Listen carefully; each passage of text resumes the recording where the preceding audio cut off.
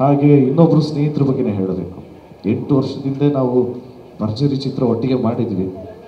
ಈ ಕತೆ ಕೇಳಿದ ತಕ್ಷಣ ನಾನು ಇಮ್ಮಿಡಿಯೇಟಾಗೆ ನಾವು ಯೂಶ್ವಲಿ ಟಚಲ್ಲಿ ಇರ್ತಿದ್ವಿ. ಏನಾದರೂ ಸಿನಿಮಾ ರಿಲೀಸ್ ಆದ್ರೂ ಏನಾದ್ರೂ ರಿವ್ಯೂಸ್ ಎಕ್ಸ್ಚೇಂಜ್ ಮಾಡೋದೆಲ್ಲ ಇರ್ತಿತ್ತು.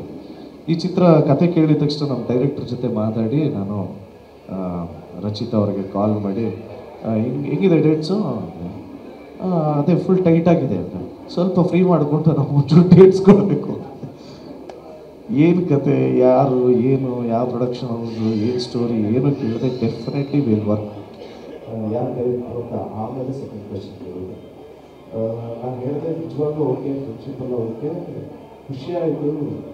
ಬಟ್ ಕತೆ ಒಂದ್ಸರಿ ಕೇಳಿದ್ರೆ ನನಗೂ ಒಂಚೂರು ಕಾನ್ಫಿಡೆನ್ಸ್ ಬರುತ್ತೆ ಅಂದಿದ ತಕ್ಷಣ ಇಮ್ಮಿಡಿಯೇಟಾಗಿ ವೆರಿ ನೆಕ್ಸ್ಟ್ ಡೇ ಕತೆ ಕೇಳಿದ್ರು. ಡೈರೆಕ್ಟ್ರ್ ಹೋಗಿ ಕತೆ ಕೇಳಿದ ತಕ್ಷಣ madam definitely I am doing this movie, but ನೀನು ಹೆಂಗೆ ಈ ಪಾತ್ರವನ್ನು ಒಪ್ಕೊಂಡೆ, ನಾವು ಹೆಂಗೆ ಮಾಡೋದು ಈ ಪಾತ್ರನ ಅಂತ. ಯಾಕೆಂದರೆ ತುಂಬಾ ಯೂನಿಕ್ ಸಬ್ಜೆಕ್ಟು.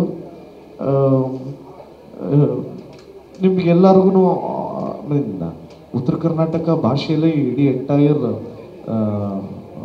ಡೈಲಾಗ್ಸ್ ಎಲ್ಲ ಇರೋದು.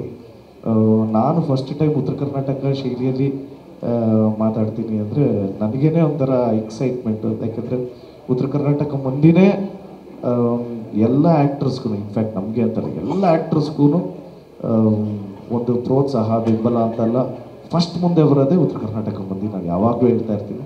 ಸೊ ನಮ್ಮ ಉತ್ತರ ಕರ್ನಾಟಕದ್ದು ಭಾಷೆಯಲ್ಲಿ ನಾವು ಮಾತಾಡಬೇಕು ಅಂದರೆ ನಿಜವಾಗ್ಲೂ ಹೆಮ್ಮೆ ಅನಿಸುತ್ತೆ, ಖುಷಿ ಅನಿಸುತ್ತೆ. ಮತ್ತು ಡೈಲಾಗ್ಸ್ ಕೊಟ್ಟಾಗ ಸಖತ್ತಾಗಿದೆಯಲ್ಲ ಈ ವರ್ಡು ಅಂತಲ್ಲ ಅನಿಸುತ್ತೆ. ನಮಗೂ ಒಂಚೂರು ಕಲಿಕೆ, ಹೊಸದಾಗಿರೋ ಪದಗಳನ್ನೆಲ್ಲ ಕಲಿಯೋ ಒಂದು ಅವಕಾಶ ಸಿಕ್ತು.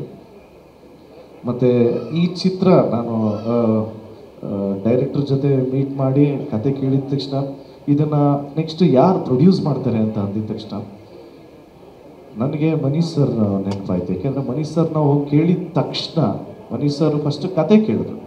ಕತೆ ಕೇಳಿದ ತಕ್ಷಣ ಮನೀಶ್ ಸರ್ ಡೆಫಿನೆಟ್ಲಿ ಇವರು ಮನೀಶ್ ಸರ್ ಬಗ್ಗೆ ನಿಮ್ಗೆಲ್ರಿಗೂ ಗೊತ್ತಿರುತ್ತೆ. ಬಿಸ್ನೆಸ್ಸಲ್ಲಿ is a biggest player right ನಾವು. ಅವರು ಹೋಗಿದ ತಕ್ಷಣ ಟೈಮ್ ಕೊಟ್ಟರು. ಒಂದು ಎರಡನೇದು ಇದು ನಮ್ಮ ಕಲ್ಟ್ ಚಿತ್ರ ಅದು ಇದು ಅಂತೆಲ್ಲ ಅಂದಿದ ತಕ್ಷಣ ನನಗೆ ಏನು ಹೇಳ್ಬಿಡಿ, ಕತೆ ಕೇಳ್ಬಿಡ್ತೀನಿ. ನಾನು ಕತೆ ಕೇಳಿದ ತಕ್ಷಣ ಡೆಫಿನೆಟ್ಲಿ ಈ ಮೂವಿ ಮಾಡೋಣ. ಏಕೆಂದರೆ ನಾನು ಎಕ್ಸ್ಪೆಕ್ಟ್ ಮಾಡ್ತಾ ಇದ್ದಿದ್ದು ತುಂಬ ಕಮರ್ಷಿಯಲ್ ಆಗಿರುತ್ತೆ, ತುಂಬ ಹೀರೋಯಿಸಮ್ ಇರುತ್ತೆ. ಮತ್ತು ನಾವು ಇಷ್ಟು ವರ್ಷ ಮಾಡ್ಕೊಂಬಂದಿದ್ವಿ ಅಲ್ಲ, ಅಂದರೆ ತುಂಬ ಕಮರ್ಷಿಯಲಿ ಎಲಿವೇಶನ್ಸ್ ಅದೆಲ್ಲ ಇರುತ್ತೆ. ಡೆಫಿನೆಟ್ಲಿ ಎಲ್ಲೆಲ್ಲಿ ಬೇಕೋ ಅಲ್ಲಿ ಇರಬೇಕು ಅಂತಲೇ ಎಲ್ಲರೂ ಮಾಡೋದು. ಬಟ್ ಈ ಚಿತ್ರ ತುಂಬಾ ರಿಯಲಿಸ್ಟಿಕ್ ಆಗಿ ಇರೋದ್ರಿಂದ ಆ್ಯಂಡ್ ಪ್ರಾಬಬ್ಲಿ ಎಲ್ಲ ಪಾತ್ರಗಳು ಅವ್ರಿಗೆ ಇಷ್ಟ ಆಗಿರೋದ್ರಿಂದ ಮತ್ತು ನಮ್ಗಳ ಮೇಲೆ ನಂಬಿಕೆ ಇರೋದ್ರಿಂದ ನಮಗೊಂದು ಅವಕಾಶ ಕೊಟ್ಟರು. ಆಮೇಲೆ ತಂಡ ಫಾರ್ಮ್ ಆಯಿತು. ಈಗ ನಿಮ್ಗಳ ಮುಂದೆ ನಿಂತಿದ್ವಿ. ಸಿನಿಮಾ ಹೆಸರು ಫೈನಲಿ ಕ್ರಿಮಿನಲ್ ಅಂತ ಇಟ್ಟಾಯಿತು. ಆ್ಯಂಡ್ ಉಲ್ಕಾ ಮ್ಯಾಮ್ ಅವರೂ she is been very supporting. ಯಾಕೆಂದರೆ ಏನೇ ಆದ್ರೂ ಇವರಿಬ್ಬರೇ ಡಿಸಿಷನ್ಸ್ ತೊಗೊಳ್ಳೋದು. ಸರು ಅಷ್ಟೇ, ಮನೀಶ್ ಸರು ಕಥೆಯಲ್ಲಿ ತುಂಬ ಇನ್ವಾಲ್ವ್ಮೆಂಟು. ಡೈರೆಕ್ಟ್ರ್ ಕೇಳಿದ್ರೆ ತುಂಬ ಚೆನ್ನಾಗಿ ಎಕ್ಸ್ಪ್ಲೇನ್ ಮಾಡ್ತಾರೆ, ತುಂಬಾ ಇನ್ವಾಲ್ವ್ ಆಗ್ತಾರೆ. ಅಂದರೆ ಆನ್ ಅ ವೆರಿ ಪಾಸಿಟಿವ್ ನೋಟಲ್ಲಿ ಹೇಳಬೇಕು ಅಂದರೆ ಹಿ ಹ್ಯಾಸ್ ಅ ವಿಷನ್. ಆ ವಿಷನ್ ಇದೆ. ಆಡಿಯನ್ಸ್ ಪಲ್ಸ್ ಏನು ಅಂತ ನಿಜಕ್ಕೂ ಅವ್ರಿಗೆ ಗೊತ್ತಿರುತ್ತೆ, ಇಲ್ಲಾಂದರೆ ಅವ್ರಿಗೆ ಇಷ್ಟು ಸಕ್ಸಸ್ ಸಿಗ್ತಾ ಇರುತ್ತೆ.